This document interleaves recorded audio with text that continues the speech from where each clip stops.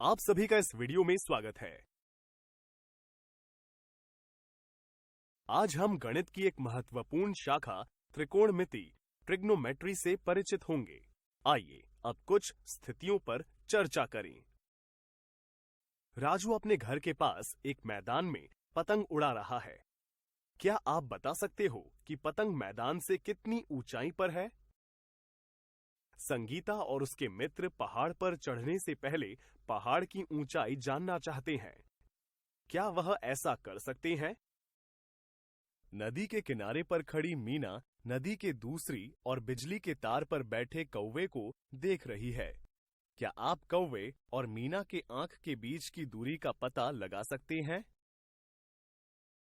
ऐसी ही कई स्थितियों में हम खुद को ऊंचाई व दूरी का पता लगाने में असमर्थ पाते हैं। परंतु ऐसा नहीं है कि इन ऊंचाइयों अथवा दूरियों को ज्ञात नहीं किया जा सकता है।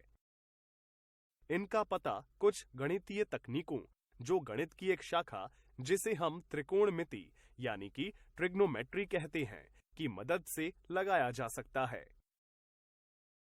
ट्रिग्नोमेट्री शब्द का जन्म ग्रीक भाषा के 3 शब्दों ट्राई, गॉन और मैट्रन के मिलने से हुआ है, जिसमें ट्राई का मतलब 3, गॉन का मतलब भुजा तथा मैट्रन का मतलब माप है। वास्तव में त्रिकोणमिति में हम एक त्रिभुज की भुजाओं तथा कोणों के बीच संबंध का अध्ययन करते हैं।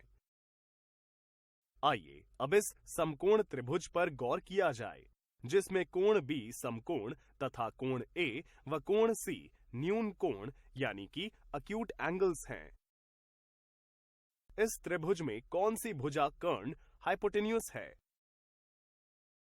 हम जानते हैं कि समकोण त्रिभुज में समकोण की सम्मुख भुजा ऑपोजिट साइड कर्ण होती है। इसी तरह क्या आप कोण C की सम्मुख भुजा और संलग्न भुजा बता सकते हैं? शाबाश! सम्मुख भुजा AB तथा संलग्न भुजा BC है, तो हम कह सकते हैं कि कोण C के संबंध में कर्ण है AC, सम्मुख भुजा है AB और संलग्न भुजा है CB। तो चलिए इस वीडियो में हम समकोण त्रिभुज की भुजाओं व कोणों के बीच के संबंध को समझेंगे व सीखेंगे। अगर आप त्रिभुज की 3 भुजाओं के बीच अनुपातों के विभिन्न संयोग निकालें तो कितने अनुपात मिल सकते हैं? आओ देखते हैं। अब अगर हम दी गई भुजाओं के बीच अनुपात लिखते हैं तो हमें यह 6 अनुपात मिलते हैं।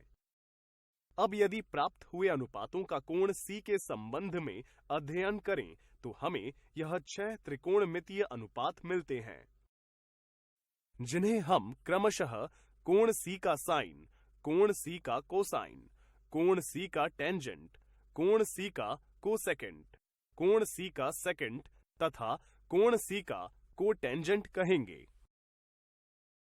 और संक्षेप में sine C, cos C, tan C, cosec C, sec C तथा कॉट C द्वारा दर्शाते हैं।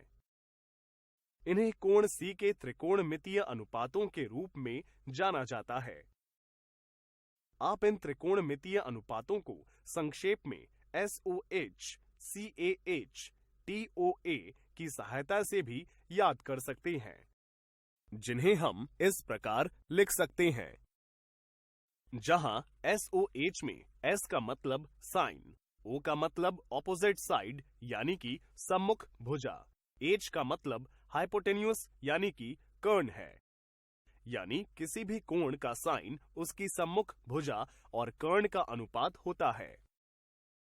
CAH में C का मतलब कॉस, A का मतलब एडजेसेंट साइड यानी कि संलग्न भुजा, H का मतलब हाइपोटेन्यूस है, तथा TOA में T का मतलब टैन, O का मतलब ऑपोजिट साइड, A का मतलब एडजेसेंट साइड है। प्राप्त इन तीनों त्रिकोणमितीय अनुपातों की सहायता से आप कॉसेक, सेक तथा कॉट के मान भी ज्ञात कर सकते हैं।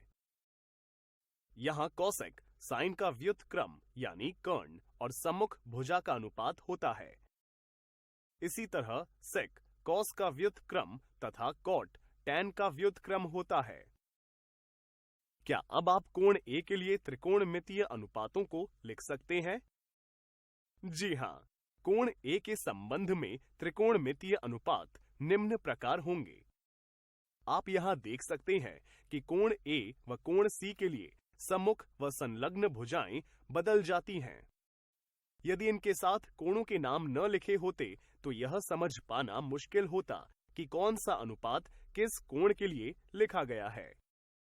क्या आप त्रिभुज PQR में कोण फाई के लिए सभी त्रिकोणमितीय अनुपात ज्ञात कर सकते हैं? प्रश्न को हल करने का प्रयास करें। इस पर चर्चा हम अगली वीडियो में करेंगे। आज इस वीडियो में हमने त्रिकोणमिति से परिचय किया और साथ ही हमने त्रिकोणमितीय अनुपातों को समझा व सीखा। अगले वीडियो में हम इस पर आधारित दिलचस्प उदाहरण देखेंगे।